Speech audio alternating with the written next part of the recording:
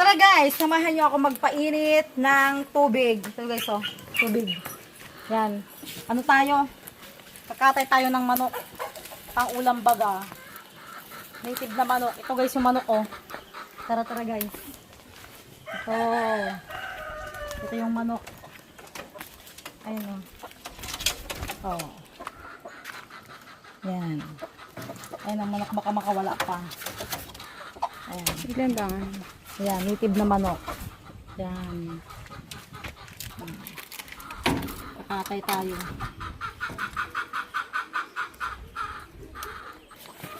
Ito na guys, kumukulo-kulo na. At tayo magsisimula na. Simula na tayo. Mali. Kaya luto kami panligo namin. Hingi daw, hingi.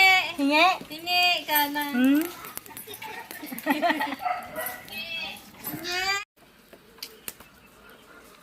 Ito na. Kunin ko na yung kutsilyo.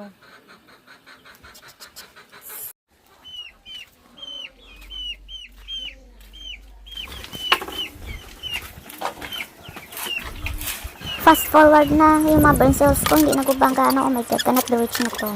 Kaya na mag-intindi. Alam mo mga beshi, sa probinsya talaga, my god, may kumakanta dito, hindi ako makakonsentrate. Ito, OMG, OMG. Ay. Diyan, tatanggalan na namin ng mga ano yan, mga fera-fera, yan, etc. para malinis, gano'n. Yan ang mga gawain ng mga probinsyana. Yan, kasi mahirap nga pag wala kaming ulam, ganyan. Kumuha ka lang ng manok dyan sa labas ng bahay, yung instant ulam na agad, ganon. Oh, nandyan pa yung stress, paggalagala, yan tuloy. Oh, yan, stress, ba't ka kasi na gano'n, you know, palakad-lakad ka na dyan, nagkaano kami ng video. Oh, yan, sinusunog na namin yung mga maliliit na balahibo, mga maliliit na feeder ng mga bokers, ng mga chicken, para mamatay yun sila, para matanggal lahat ng mga balahibo. Ganon, oh, yan.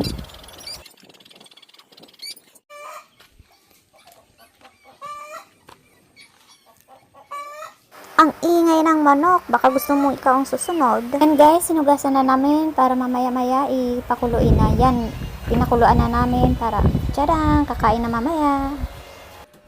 Pinakuluan namin yan mga 5 oras. Mga ganun lang. Don't forget to like, share, and subscribe. Thank you. Bye-bye.